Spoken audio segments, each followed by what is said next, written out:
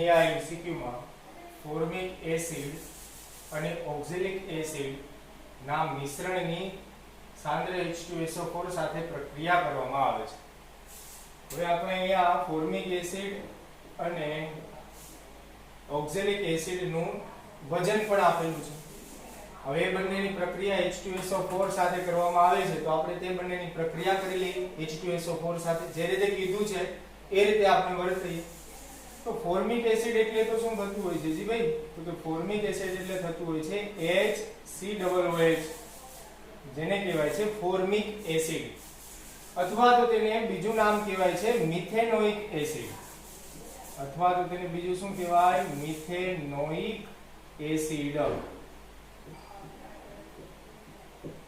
અથવા તો તેને કહેવાય મિથેનોઇક એસિડ, અને આ થયું ફોર્મિક એસિડ. ચલો એ સિવાય આગળ કે બીજું આપણને આપેલું છે ઓક્ઝેલિક એસિડ. તો ઓક્ઝેલિક એસિડ એટલે થઈ જાય આ COOH. તો આ છે ઓક્ઝેલિક એસિડ.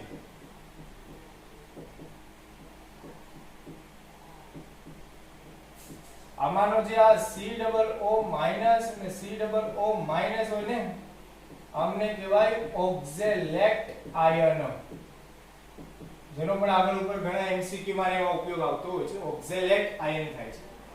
હવે એ બંનેની પ્રક્રિયા આપણે H2SO4 સાથે કરવાની છે. તો પહેલા તો ફોર્મિક એસિડ ની કરીએ. તો HCOOH formic acid reacts with in presence of concentration સાંદ્ર H2SO4. તો અહીંયા સાંદ્ર H2SO4 છે એ એઝ અ કેટલિસ્ટ છે, એ ઉદ્દીપક છે. સાંદ્ર H2SO4 છે એ આની પહેલા 11મા ધોરણમાં આપણે પ્રક્રિયા આવેલી છે નાઇટ્રેશનની પ્રક્રિયા, જેમાં HNO3 સાંદ્ર HNO3 નાઇટ્રિક એસિડ પ્લસ સાંદ્ર H2SO4 એ બંનેનું મિશ્રણ વાપરવામાં આવે છે. ત્યાં HNO3 માંથી NO2 પ્લસ નાઇટ્રોનિયમ આયન છૂટો પડતો હોય છે, જે બેન્ઝીન સાથે જોડાતા નાઇટ્રોબેન્ઝીન આપણને આપતું હોય છે. અને ત્યારે વપરાતો જે સાંદ્ર H2SO4 છે એ ઉદ્દીપક તરીકે ત્યાં વપરાતો હોય છે. તો કહેવાનો મતલબ કે સાંદ્ર H2SO4 છે ઉદ્દીપક તરીકે વપરાતો હોય છે. તો સાંદ્ર H2SO4 અને સાંદ્ર H2SO4 ની બીજી એક ખાસિયત છે કે તે ભેજ શોષક હોય છે. એસિડ હોવાથી આમે તે ભેજ શોષક તો હોય જ છે, પરંતુ H2SO4 છે એ ભેજ શોષકની બાબતમાં થોડી વધારે પ્રબળતા દર્શાવે છે. એટલે કે H2SO4 છે એ ભેજ શોષક હોય છે. ભેજ શોષક હોવાથી આમાંથી એક તો આપણને એ જ છૂટું પડશે H2O, એક તો શું છૂટું પડશે H2O, અને બીજું શું વધશે? હવે H2O ગયું એટલે કાર્બન મોનોક્સાઇડ. આ બે છૂટા પડે, બરાબર છે. તો આ તો પ્રક્રિયા થઈ ફોર્મિક એસિડની. એ સિવાય ઓક્ઝેલિક એસિડ. તો ઓક્ઝેલિક એસિડનું તો હું સૂત્ર તમને લખી દઉં. અહીંયા જ આપણે ફોર્મિક એસિડ જે છે તેનો આપણે મોલની સંખ્યા પણ ફેરવી દઈએ, જે કઈ છે તો આપણે અહીંયા લગે હાથ પ્રક્રિયા થતી છે. ફોર્મિક એસિડ આપણે આપેલું છે 2.3, એટલું વજન આપેલું છે ગ્રામમાં, અને ફોર્મિક એસિડનું આણ્વીય દળ થઈ જાય 46. તો 2.3 ને ભાગ્યા 46 એટલે એ થઈ જાય 0.05 મોલ. હવે સાબુનો ઉપયોગ સામાન્ય બુદ્ધિનો ભાઈ. ફોર્મિક એસિડ અહીંયા 1 મોલ છે તો કાર્બન મોનોક્સાઇડ 1 મોલ મળે છે, અને H2O પણ 1 મોલ મળે છે. તો હવે આપેલ મૂલ્ય પ્રમાણે ફોર્મિક એસિડ જો 0.05 મોલ હોય તો કાર્બન મોનોક્સાઇડ છે એ પણ 0.05 મોલ, અને H2O છે એ પણ 0.05 મોલ જ થઈ જાય કે ના થઈ જાય? એ સિવાય આગળ ઓક્ઝેલિક એસિડનું સૂત્ર શું થઈ જાય? અણુ સૂત્ર તો કે C2H2O4. તો તે લખું છું C2H2O4, જેની પણ પ્રક્રિયા સાંદ્ર H2SO4 સાથે, અને સાંદ્ર H2SO4 સાથે પ્રક્રિયા કરીએ તો વળી પાછું H2SO4 છે એ H2O નું ભેજ શોષક હોવાથી તેનું શોષણ કરશે. તો આમાંથી આપણે H2O નું શોષણ થાય છે ભાઈ H2O, તો વધે શું? તો કે એક CO2 વધે, પછી એક શું વધે? CO વધે, અને H2O છૂટું પડે. રિએક્શન બેલેન્સ જ છે. હવે C2H2O4 નું વજન કેટલું આપેલું છે તો કે 4.5 ગ્રામ. તો આ 4.5 ગ્રામ જેને આપણે મોલમાં કન્વર્ટ કરીએ તો ઓક્ઝેલિક એસિડનો આણ્વીય દળ ગણીએ તો એ થઈ જાય 90. એટલે કે એમની કેલ્ક્યુલેશન કરતા તેનું પણ મૂલ્ય 0.05 મોલ જ આવે. કેટલા મોલ જ આવે? 0.05 મોલ. અને અહીંયા પણ આપણે સામાન્ય બુદ્ધિનો ઉપયોગ કે આ બધા પણ એક એક મોલ જ છે. એટલે કે આ બધા પણ કેટલા થશે? 0.05 મોલ, 0.05 મોલ. આ પણ થશે 0.05 મોલ.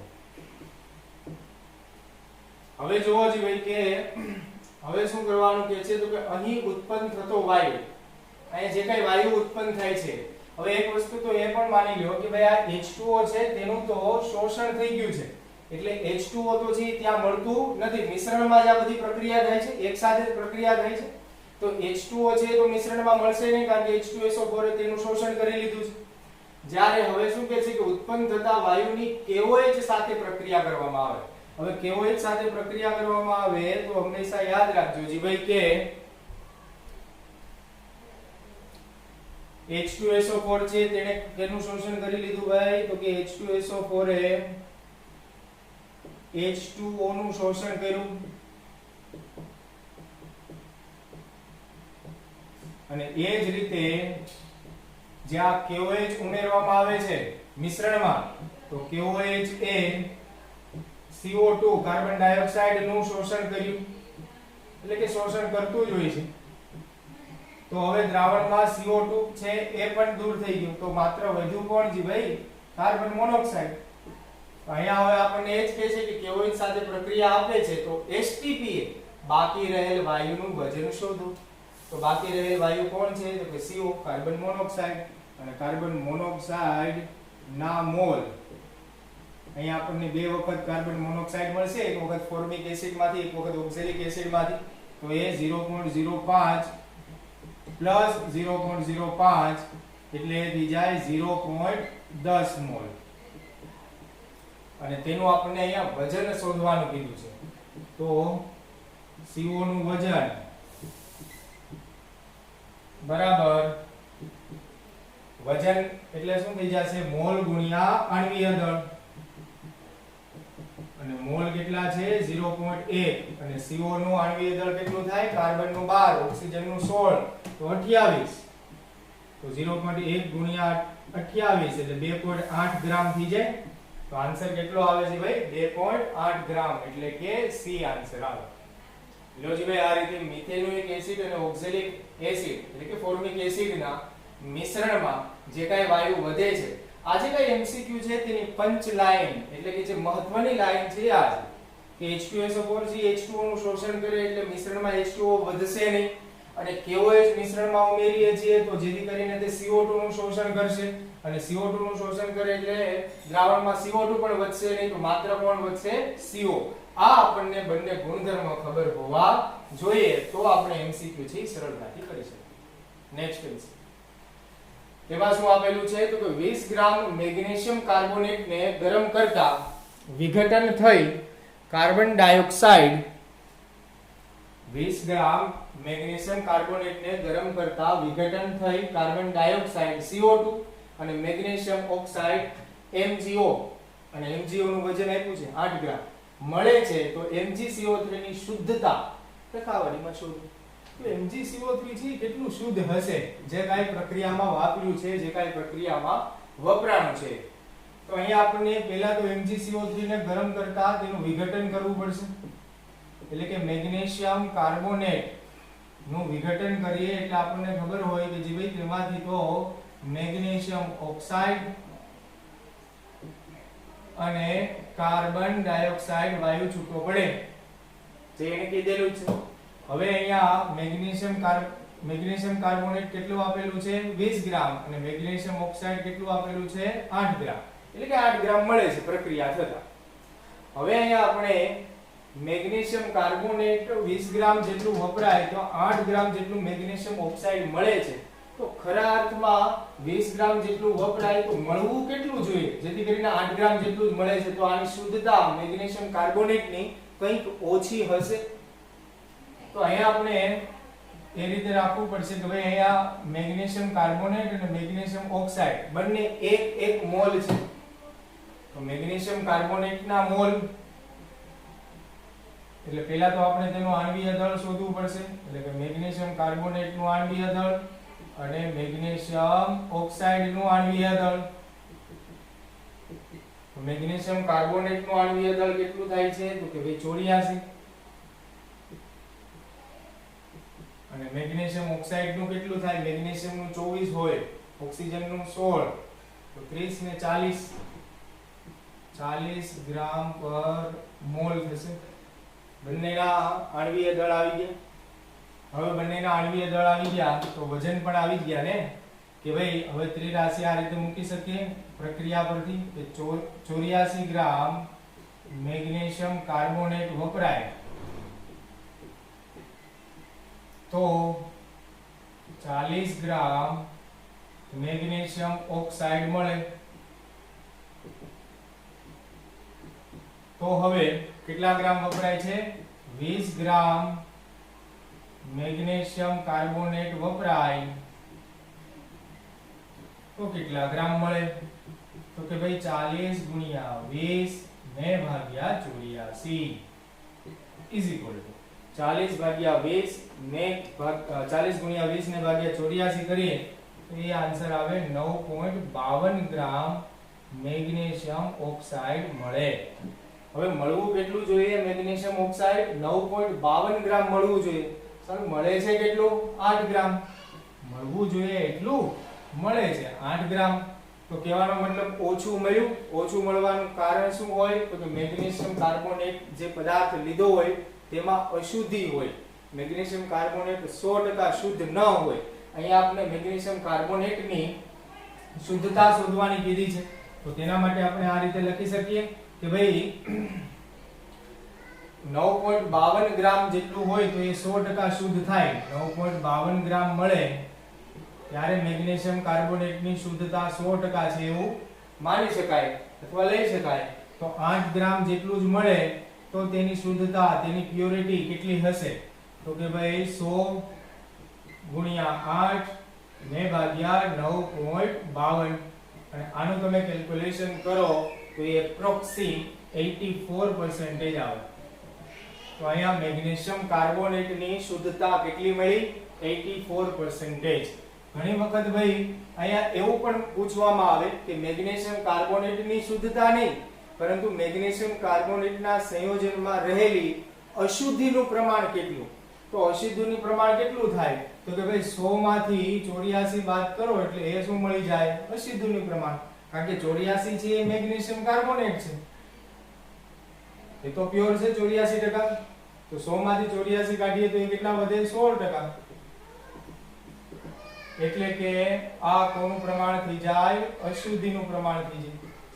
તો આપણને એ રીતે પણ પૂછી શકે સવાલ. તો અહીંયા તો આન્સર આવ્યો 84 સી આન્સર.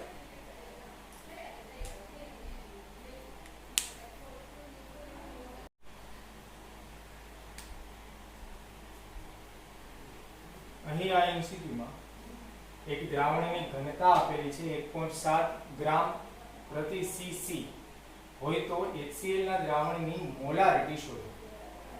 હવે ભાઈ અહીંયા તો આપણે એક વસ્તુ એ સમજવું જોઈએ કે આ સીસી એટલે શું થાય? તો કે ભાઈ સીસી એટલે એનો મતલબ થાય સેન્ટીમીટર ક્યુબ. શું થાય? Centimetre cube. સેન્ટીમીટર નો સી અને ક્યુબ નો સી એટલે કે સીસી સેન્ટીમીટર ક્યુબ. હવે અહીંયા આપણને ઘનતા પરથી એવું લખી શકીએ કે ઘનતા બરાબર 1.7 ગ્રામ પ્રતિ સેન્ટીમીટર ઘન. અને આપણે એ જાણીએ છીએ કે 1 સેન્ટીમીટર ઘન એટલે 1 ml 1 મિલીલીટર. તો આને આપણે એ રીતે લખી શકીએ 1.7 ગ્રામ પ્રતિ ml. તો આ ઘનતા પરથી આપણે એવું પણ સમજી શકીએ કે અહીંયા દ્રાવણનું કદ 1 ml આપેલું છે.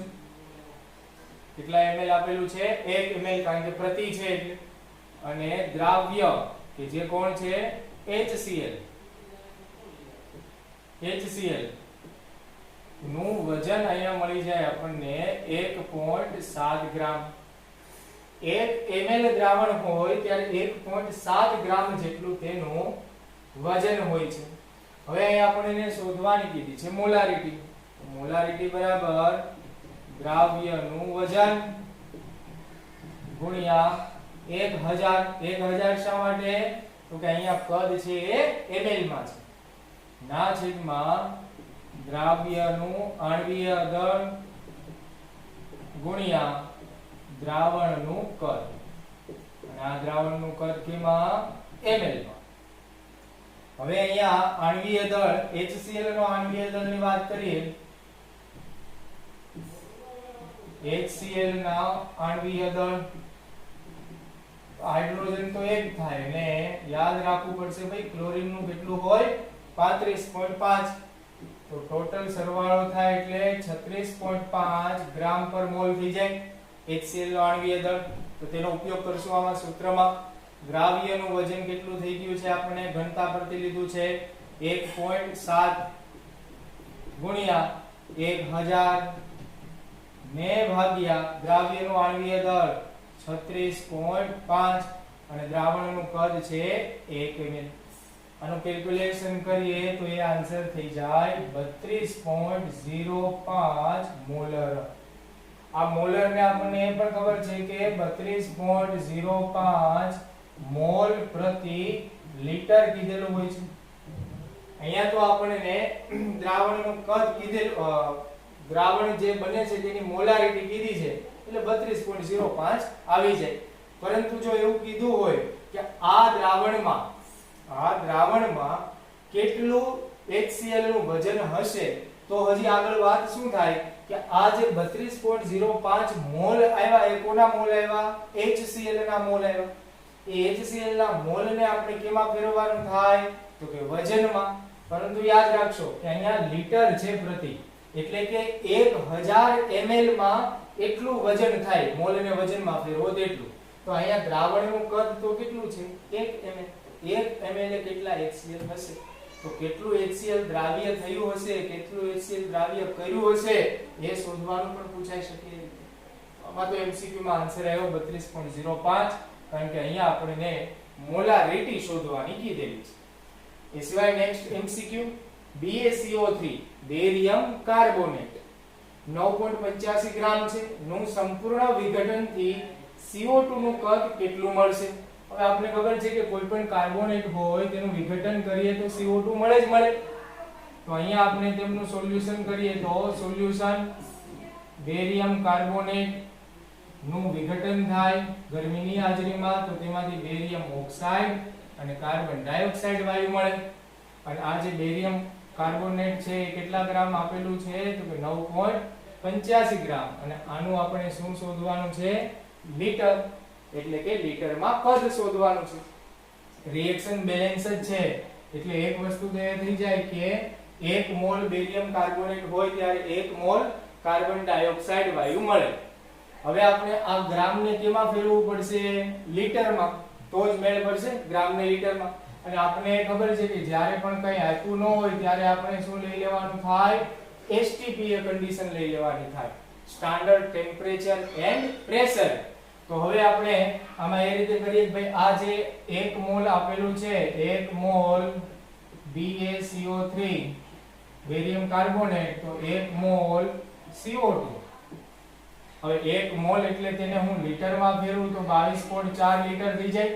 આ પણ શું થઈ જાય? 22.4 લિટર. તો અહીંયા આપણને આનું આણ્વીય દળ શોધવું પડશે BaCO3 નું.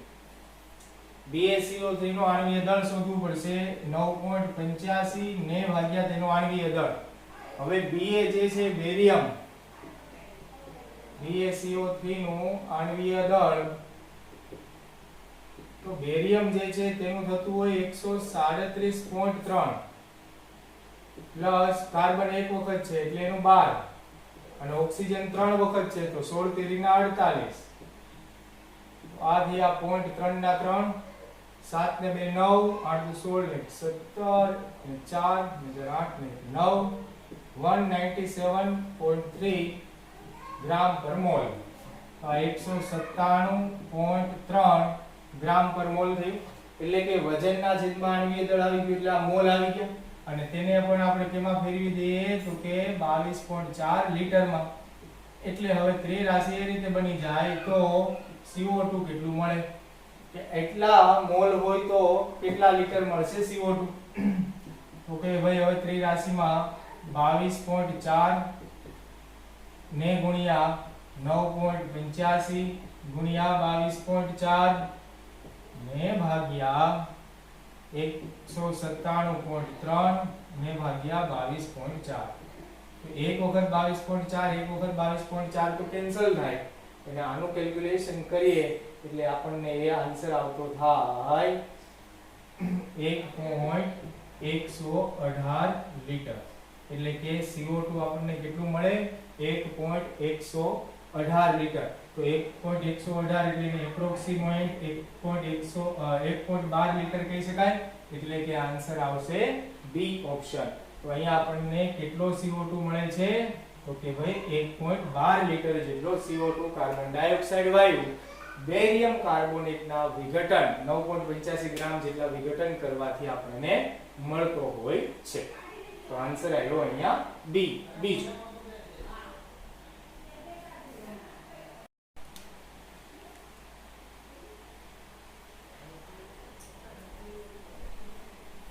અહીંયા એમસીક્યુમાં 45% સાંદ્રતા ધરાવતા એક મોનોપ્રોટિક એસિડ. મોનોપ્રોટિક એસિડ એટલે થાય કે જે એસિડમાંથી એક H+ મુક્ત થતો હોય તેને મોનોપ્રોટિક એસિડ કહેવાય. બે H+ મુક્ત થતા હોય તો તેને ડાયપ્રોટિક એસિડ કહેવાય. દાખલા તરીકે મોનોપ્રોટિક એસિડના ઉદાહરણ જોઈએ તો HCl, HNO3, જ્યારે ડાયપ્રોટિક એસિડના તો કે H2SO4. કહેવાનો મતલબ પ્રોટિક એટલે થાય H+, મોનોપ્રોટિક એક H+, ડાયપ્રોટિક બે H+. તો આ મોનોપ્રોટિક એક એસિડ છે જેનું 45% સાંદ્રતા ધરાવતા મોનોપ્રોટિક એસિડનું કેટલું કદ 20% સાંદ્રતા ધરાવતા સમાન એસિડમાં ઉમેરતા. એટલે કે અહીંયા જે બંને સાંદ્રતા જે આપેલી છે એ બંને સાંદ્રતા એક જ એસિડની છે, એક જ એસિડનું દ્રાવણ બનાવેલા છે, બે અલગ અલગ. એક 45% વાળું ને 20% સાંદ્રતા ધરાવતું હોય એ એસિડમાં ઉમેરતા, અને એ બંનેને હવે મિક્સ કરે છે, સરવાળો કરે. ઉમેરતા 800 ml કદ અને 29.875% ધરાવતું સાંદ્રતાનું દ્રાવણ બનશે. હવે આટલું દ્રાવણ બનશે તો આપણને અહીંયા આ જે 45% વાળું છે તેનું કેટલું કદ હોય એ આપણને શોધવાનું કીધું છે. કેટલું કદ હોય એ આપણને શોધવાનું કીધું છે. તો ભાઈ અહીંયા આપણને એસિડ તો એક જ છે, પરંતુ સાંદ્રતા તેની બે અલગ અલગ છે. એકની સાંદ્રતા છે 45% અને એકની સાંદ્રતા છે 20%. હવે આપણને અને આ બંનેનું શું કરે છે મિશ્રણ, એટલે કે સરવાળો. અને મિશ્રણ કરતા એ દ્રાવણની સાંદ્રતા કેટલી મળે છે તો કે 29.875%. હવે અહીંયા આપણને પૂછે છે કે 45% વાળાનું કદ કેટલું હોય, તો આપણે એને ધારવું પડશે. એટલે કે 45% વાળાનું x ml આપણે કદ ધારી લઈએ, અને ટોટલ આપણે કેટલા છે તો કે 800 ml છે. બંનેને મિશ્રણ કરતા 800 ml કદ બને છે. તો 20% વાળાનું કેટલું થઈ જાય તો કે 800 માઈનસ x ml. તો આ રીતે આ બની જાય. હવે આપણે શું કરવાનું થાય તો કે જી ભાઈ હવે આપણે આના પરથી આ એક વસ્તુ તો એ બહુ સરળ એ છે કે બંનેની સાંદ્રતાનો સરવાળો, એ બંને દ્રાવણને ભેગા કરતા મિશ્રિત કરતા જે દ્રાવણની સાંદ્રતા બને છે આપણી પાસે છે, અને એનું કદ પણ આપણી પાસે છે. તો હવે શું કરવાનું થાય તો કે હવે આ 45 ગુણ્યા x ના છેદમાં 100 શા માટે ટકાવારી દૂર કરવા માટે, પ્લસ 20 ગુણ્યા 800 માઈનસ x ના છેદમાં 100 ઇઝ ઇક્વલ ટુ 29.875 ને ભાગ્યા અને ગુણ્યા 800 ને ભાગ્યા 100. હવે આ બંનેમાંથી 100 કોમન કાઢું તો પેલી બાજુ જાય તો એ છેદમાં છે તો અંશમાં છે, તો અંશ અને છેદ 100 કેન્સલ થઈ જશે. તો વધશે એટલું, એટલે કે 45x પ્લસ 20 અને x, તો એ થઈ જશે માઈનસ 20x પ્લસ 800 ગુણ્યા 20, 8 દુ 16 અને 3 શૂન્ય એટલે કે 16000, પછી 29.875 ગુણ્યા 800 એટલે થઈ જાય 23900. તો હવે આપણે 45x માંથી 20x કાઢીએ તો કેટલા વધે? 25x ઇઝ ઇક્વલ ટુ 16000 પહેલી બાજુ જાય તો એ થઈ જાય માઈનસ, એ બંનેનો માઈનસ કરીએ તો 25x બરાબર આવી જાય 7900 અને x ઇઝ ઇક્વલ ટુ થઈ જાય 7900/25 અને આમનું કેલ્ક્યુલેશન કરતા આપણને આન્સર મળે 316 અને એ શું આવી જાય ml. અને આ છે એ કોનું આવી જાય છે તો કે x નું, એટલે કે અહીંયા આપણને x નું કદ મળી ગયું. એટલે કે 45% વાળું જે છે તેનું કદ કેટલું મળી ગયું જી ભાઈ આપણને? 316 ml. જ્યારે 20% વાળું છે તેનું કદ શોધવાનું કીધું હોય તો કેટલું મળે? તો કે 800 માંથી 316 બાદ કરવાના, કારણ કે ટોટલ કેટલું છે 800, 800 માંથી 316 બાદ કરીએ તો એ કેટલું થઈ જાય? 484 ml. તો આ રીતે 20% નું પણ મળે, પરંતુ આપણને તો શોધવાનું કીધું છે 45% વાળાનું, જે કેટલા પદ મળે છે? 316, એટલે કે સી આન્સર અહીંયા બનશે. તો આ રીતે બે અલગ અલગ સમાન એસિડના અલગ અલગ સાંદ્રતા ધરાવતા દ્રાવણો હતા, એ બંનેને મિશ્રણ કરતા ટોટલ કદ આપણને આપ્યું હતું ને એ બંનેને મિશ્રણ કરતા તે ટોટલ સાંદ્રતા કેટલી આવે એ આપણને આપ્યું હતું, અને આપણને પૂછતા હતા કે 45% વાળાનું કદ કેટલું હોય. તો આ રીતે આપણે 45% વાળાનું x ml જેટલું ધારી અને આ રીતે કેલ્ક્યુલેશન કરી શકીએ છીએ. એ સિવાય નેક્સ્ટ MCQ કે 1 ગ્રામ M2CO3, M2 એટલે કે કોઈ એક ધાતુ છે જેનો કાર્બોનેટ આપેલો છે આપણને અહીંયા, એક ધાતુ છે જેનો કાર્બોનેટ અહીંયા આપણને આપેલો છે. હવે એ કાર્બોનેટ અહીંયા આપણને આપેલો છે જેની પ્રક્રિયા વધુ પ્રમાણના HCl સાથે પ્રક્રિયા કરતા 0.01186 મોલ CO2 મળે છે. તો M2CO3 નું આણ્વીય દળ શોધો.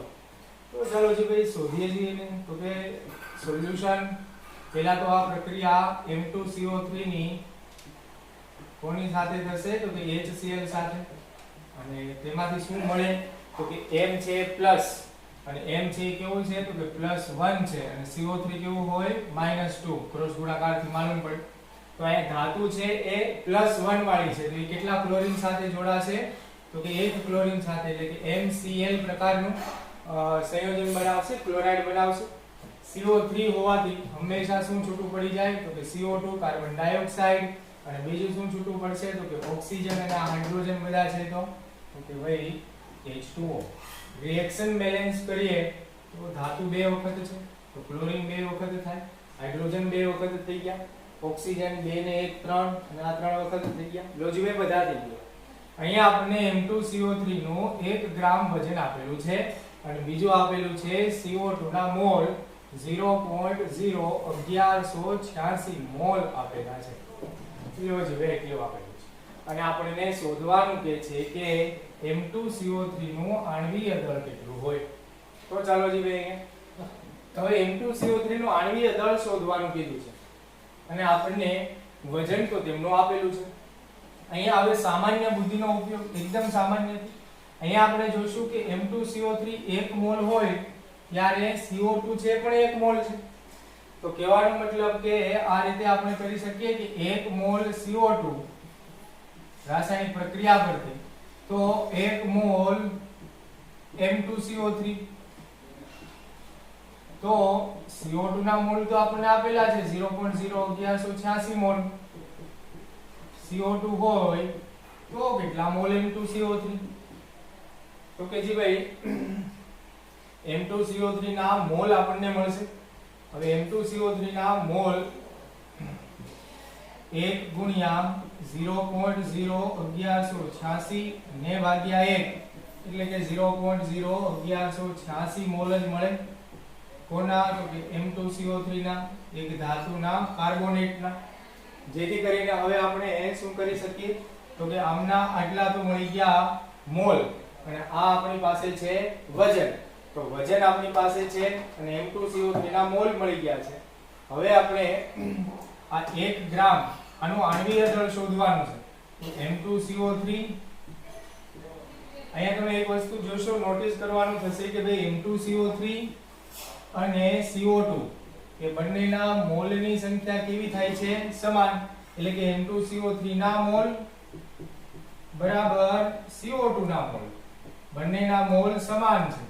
અને બંનેના મોલ સમાન છે તો CO2 ના મોલ તો કેટલા છે તો કે 0.01186 અને M2CO3 ના મોલ કેટલા થાય તો કે 1 ના વજનના છેદમાં આણ્વીય દળ. આણ્વીય દળ તો ખબર નથી, એ તો શોધવાનું છે. તો કે 1 ના છેદમાં x. હવે આપણે આને બદલાઈ દઈએ, ઉલટાવી નાખીએ તો આમાંથી આપણે x = 1/0.01186 થઈ જાય. તો 1 ને ભાગ્યા 0.01186 કરો તો એ આન્સર થઈ જાય 84.3 ગ્રામ પર મોલ. તો એટલું એમનું આણ્વીય દળ આવે 84.3, 84.3 એટલે કે બી આન્સર આવશે. એટલું તેમનું આણ્વીય દળ થાય M2CO3. તો તમે જુઓ અહીંયા આપણે એક સામાન્ય વસ્તુ વાપરવાની છે કે M2CO3 અને CO2 ના મોલ છે એ સમાન છે. આપણે આનું વજન આપી દીધેલું છે તો આનું આણ્વીય દળ શોધાય છે અને એને કરતા બનાવી શકીએ. તો આવા જ્યારે કોમ્પિટિટિવ એક્ઝામમાં સવાલ હોય ત્યારે બહુ બધી માથાજીકમાં જો પડી જાય અને કંઈક અલગ જ રસ્તે વળી જાય તો આ બધા જે થોડા સહેલા એવા અને સીધા સીધા થઈ જતા હોય MCQ, એમાં આપણે જો અલગ માર્ગે ચડી જાય તો એ MCQ ખાલી ખોટા થોડા અઘરા પડી જતા હોય છે અને જવાબનો કોઈ મેળ પડતો નથી. અથવા તો તમે જુઓ કે અહીંયા જે હું બધા MCQ સોલ્વ કરાવું છું એ બધા MCQ ડિટેલમાં સોલ્વ થાય છે. ડિટેલમાં એટલા માટે સોલ્વ કરીએ છીએ કે આના જેવો અથવા આના સિવાયનો આને લગતો સિમિલર કોઈ MCQ આવે તો એ તમને આવડે, તમે જાતે કરી શકો.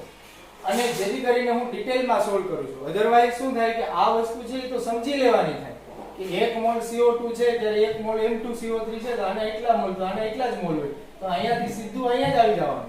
આ કરવાની જરૂરિયાત રહે નહીં, જે સીધું સમજી લેવાનું છે. તો M2CO3 અને CO2 ના બંનેના મોલ સરખા તો આવી ગયું તરત આન્સર.